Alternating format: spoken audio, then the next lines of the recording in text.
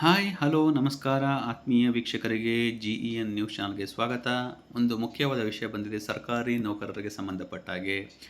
ಏನು ಅಂತಂದರೆ ಮುಖ್ಯ ಕಾರ್ಯದರ್ಶಿಯವರ ಕಚೇರಿಯಿಂದ ಈ ಒಂದು ಸಭಾ ಸೂಚನಾ ಪತ್ರವನ್ನು ಹೊರಡಿಸಿದ್ದಾರೆ.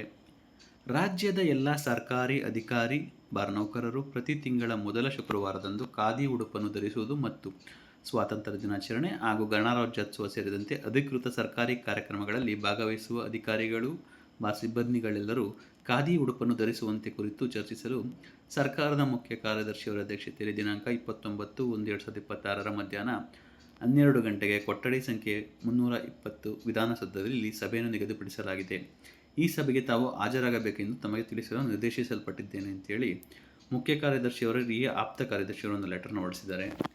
ಏನಿದೆ ಈ ಪತ್ರದಲ್ಲಿ ಅಂದರೆ ಯಾವ್ಯಾವ ಸರ್ಕಾರಿ ಅಧಿಕೃತವಾದ ಆಚರಣೆಗಳಿವೆ ಅದಕ್ಕೆ ಮತ್ತು ಪ್ರತಿ ತಿಂಗಳ ಮೊದಲನೇ ಶುಕ್ರವಾರದಂದು ಎಲ್ಲ ಸರ್ಕಾರಿ ನೌಕರರು ಖಾದಿ ಉಡುಪನ್ನು ಧರಿಸಬೇಕು ಅಂತೇಳಿ ಆದೇಶವನ್ನು ಹೊರಡಿಸಲು ಚರ್ಚೆ ಮಾಡಲು ಈ ಮೀಟಿಂಗ್ನ ಕರೆದಿದ್ದಾರೆ. ಇದರಲ್ಲಿ ಏನಾದರೂ ಮೀಟಿಂಗಲ್ಲಿ ಎಲ್ಲ ಸಹಮತ ಬಂದರೆ ಇನ್ನು ಮುಂದೆ ಸರ್ಕಾರಿ ನೌಕರರು ಪ್ರತಿ ಶುಕ್ರವಾರ ಖಾದಿ ಉಡುಪನ್ನು ಧರಿಸಬೇಕಾಗತ್ತೆ. ಇದಿಷ್ಟು ಹೇಳಿ ವಿಡಿಯೋ ಮುಗಿಸ್ತೇನೆ. ದಯವಿಟ್ಟು ವಿಡಿಯೋ ಲೈಕ್ ಮಾಡಿ, ಚಾನಲ್ ಸಬ್ಸ್ಕ್ರೈಬ್ ಮಾಡಿ.